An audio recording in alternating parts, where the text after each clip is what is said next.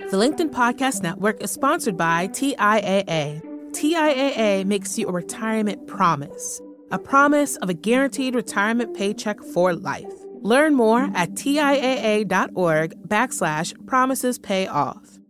LinkedIn presents. In a pessimistic society, many people measure themselves against one another in a more competitive manner. Somebody else getting more means that you're getting less. Resources are limited. Good fortune is finite. That's antithetical to collaboration and cooperation. It's a force multiplier of grievance. Hello there, I'm Michael Kovnat. This is The Next Big Idea Daily, a show where we bring you key insights from the best new nonfiction books read to you by the authors themselves. If you like the show, be sure to give us a quick rating or review. So, have you ever been screwed over? Are you nursing any grudges? Have you somehow been victimized by society? If so, you're participating in the great American tradition of grievance, a state of mind that is often justified, but has somehow moved close to the center of our culture. That's the argument journalist Frank Bruni makes in his new book, The Age of Grievance. Frank has written for the New York Times for more than 25 years and is the author of 4 New York Times bestsellers. He also teaches in the School of Public Policy at Duke University. Here he is to share his big ideas. I'm Frank Bruni, a longtime writer and columnist for the New York Times, a professor of journalism and public policy at Duke University, and the author of more than half a dozen books whose variety mirrors the unusual diversity of my journalistic assignments. At the Times, I at one point lived in Rome and covered the Vatican, then later, in New York City, wrote a cocktail column. I was a White House correspondent, the chief restaurant critic, and an op-ed columnist. An early book of mine profiled President George W. Bush. A later book chronicled the senseless madness of the competition to get into elite American colleges. It's my hope that those different vantage points aren't just a curiosity. I'd like to believe that they have given me a panoramic view of society, and that such a view informs my latest book, The Age of Grievance. The Age of Grievance is special to me because it comes at such a consequential crossroads in the American story, and grapples with the enormous challenges of this moment in time. The Age of Grievance reflects on changes I've observed in America and its politics over the past decade, how they came to be, their corrosive impact, and it attempts to point us toward a better, more constructive course. The book's insights are presented and organized in service of that. Here are 5 of those insights. We're fixated on how we've been wronged. A critical mass of people in the United States and in other Western democracies now size up their places in society in a much more negative and divisive way than previous generations did. They methodically tally their slights, some real, some imagined. They're enthralled to their own persecution and intent on identifying the agents of it. The blame game is America's most popular sport. Victimhood is its favorite garb. That, as much as anything else, explains the ascendance and currency of Donald Trump, who has fashioned himself as a martyr determined to strike back at his tormentors on behalf of his similarly oppressed supporters. He's grievance made flesh. He's grudge become president. The rioters at the U.S. Capitol on January 6, 2021 had convinced themselves that they were being cheated out of something. Advocacy groups of all kinds lavish more attention on how they've been deprived and on what they're owed than on their visions for the future. Recrimination eclipses aspiration. And you find this mindset among not only the underprivileged, but also the privileged. Even senators and Supreme Court justices sing a song of woe is me. You find it across the entire political spectrum. It's pan-partisan, suprapartisan, and that infuses our cultural and political debates with an ill will that prevents us from forging compromises and finding common ground. Everything is grievance, and grievance often functions as the enemy of progress. We don't vote for, we vote against. I choose candidate A to stop candidate B. I don't so much support candidate A's policies as I want to quash candidate B's. Political scientists coined a phrase for this behavior, negative partisanship, and while they once discussed that as a curiosity, they now recognize it as a pronounced and enduring feature of American political life. To win office, candidates don't just extol their own virtues, they focus even more on their opponents' vices, on the supposed danger if those opponents win. That tactic goes hand in hand with a kind of political polarization more prevalent than before. According to a 2020 poll by the Survey Center on American Life, 64% of Democrats deemed Republican policies to be a serious threat to the country, while 75% of Republicans had that view of Democratic policies.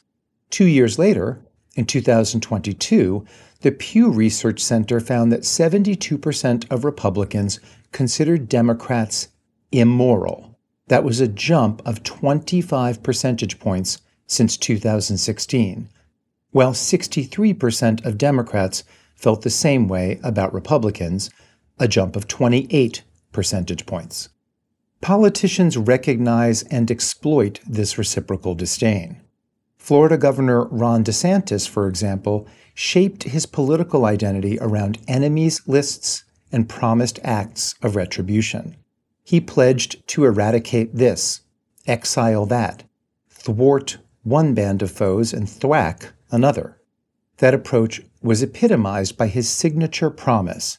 Florida, he proclaimed, was where woke goes to die. Negative partisanship this florid creates an ungovernable society. Voters on the losing side of an election don't regard the victor as someone to be tolerated for the time being. They see him or her as someone to be vanquished as soon as possible. Recount, impeach. These are the battle cries of our times. Grievance thrives because of a crisis of confidence in the future. In the United States, once famous for its optimistic, can-do spirit, there has been a violent rupture of the national psyche, and it has given birth to a whole new American pessimism. You see this in survey after survey. The percentage of Americans who believe that their children will live in a better world than they did has been declining. Same with the percentage of Americans who believe that their children will be more affluent. Many Americans have lost faith in social mobility. They no longer believe in or talk of the American dream. Consider this. At least several times a year beginning in 1979, the Gallup organization has polled Americans on the question of whether they are generally satisfied with the way things are going in the United States. Up until 2004, the share of Americans who expressed satisfaction routinely crested 50% and even 60%. But since January 2004, it has never again reached or exceeded 50%. It has almost consistently been below 40%, and it has often dipped below 30 or even 20%. In early January 2021, when the rioters stormed the U.S. Capitol, it plunged to 11%. In a pessimistic society, many people measure themselves against one another in a more competitive manner. Somebody else getting more means that you're getting less. Resources are limited. Good fortune is finite. That's antithetical to collaboration and cooperation. It's a force multiplier of grievance. Changes in traditional media don't help. We frequently and rightly lament the advent and the influence of social media, with its cynical algorithms and its seeding and tilling of anger. But changes in traditional media over the past few decades have also contributed mightily to our sense of grievance and our toxic discourse. Journalism that's infused with opinion is on the rise for two principal reasons. One is that the old advertising-driven revenue model for journalism is in tatters, and commentary is much less costly and more potentially profitable than old-fashioned news gathering. A newsletter, website, or cable news program that peddles sassy, snide, or simply impassioned riffs on existing facts is relatively easy to produce. As a result, such newsletters, websites, and cable news programs proliferate. The other reason for the boom in opinion journalism is the revolution in the ability of news executives to measure how the audience reacts. News executives can see that consumers turn to, click on, and gobble up all these hot takes. So the hot takes keep coming. Meanwhile, the unprecedented competition for attention in our wired world forces news purveyors to scream more and whisper less, to take a 5-alarm fire approach to minor blazes as well as raging infernos, emphasizing the direness of conflicts, the magnitude of problems, the ominousness of threats. Television weatherman Al Roker's morning reports aren't just forecasts, they're chilling lamentations about climate change. And that's a metaphor for and emblem of all news coverage, which whips people into a state of panic, hence the neologism doom scrolling, as it encourages them to have firm, sharp, combative opinions about what's going on. This is a perfect recipe for discord and for dysfunction. We have remedies for grievance. We're not helpless in the face of the forces driving us apart. There are ways in which we can pull closer together, if we prioritize that and if we put energy into it. I'm not talking about one big solution or just a few bold strokes. I'm talking about dozens of small commitments and steps that, combined, could and would change the emotional weather, minimizing the storms and maximizing the calm. I'll focus on America. We'd benefit mightily from various political reforms, open primaries or jungle primaries, ranked choice voting, an end to gerrymandering, expanded access to voting that boosts voter participation. These changes would function as gauntlets against extremist candidates who promote and popularize extremist views. They'd also increase people's faith and investment in the electoral process. But we haven't thrown enough muscle behind them.